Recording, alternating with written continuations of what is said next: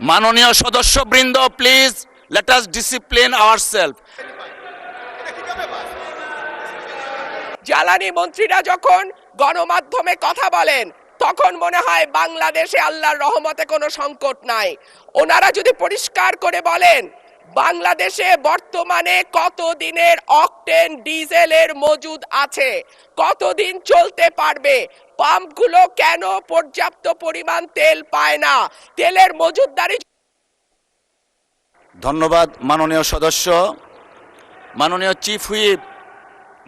Chief whip please আপনারা বসেন দয়া করে। মাননীয় চিফ হুইপের মাইকটা দেন প্লিজ।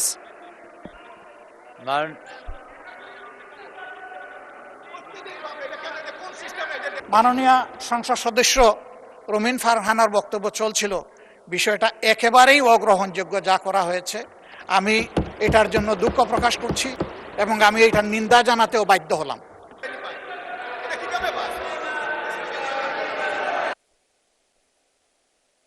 মাননীয়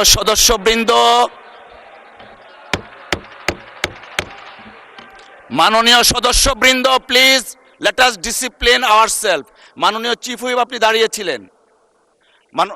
আগামীর অগ্রগতির ভিত্তি আনোয়ার ইস্পাত, স্ট্রংগেস্ট স্টিল সিন্স 1978।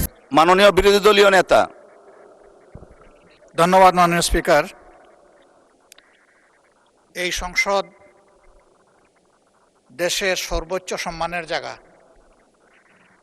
যারা এখানে নির্বাচিত হয়ে এসেছেন দেশের জনগণের সমর্থন, ভোট, ভালোবাসা, শ্রদ্ধা নিয়ে এসেছেন। আমরা সকল সদস্যের প্রতি শ্রদ্ধা জানিয়ে বলবো, কোনো সংসদ সদস্য যখন দাঁড়িয়ে কোনো কথা বলবেন তা নিয়ন্ত্রণ অথবা তাকে এলাও করার একক এখতিয়ার হচ্ছে মাননীয় স্পিকারের। সেই জায়গায় আজকে লক্ষ্য করলাম যে একজন স্বতন্ত্র সংসদ সদস্য তিনি যখন কথা বলছিলেন দুঃখজনকভাবে ট্রেজারি বেঞ্চ থেকে সম্মানিত কিছু সদস্য এমন কিছু অঙ্গভঙ্গি করেছেন যেটা আমার বিবেকে আঘাত লেগেছে। আমি এটা আশা করি না।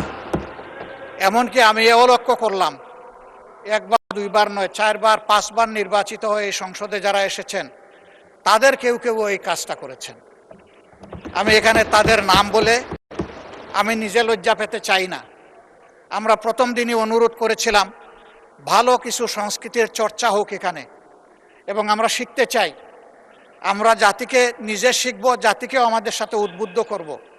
মাননীয় স্পিকার, আজকে 2 বারই লক্ষ্য করলাম যে ট্রেজারি বেঞ্চ যেখানে আপনাকে সবচেয়ে বেশি সহযোগিতা করার কথা, সেখানে আপনি বারবার অনুরোধ করা পক্ষেও তিনারা চালিয়েই যাচ্ছেন। আপনি মাইক দেন নাই, তারপরেও সংসদে কি হচ্ছে আমরা কিছুই বুঝতে পারছি না।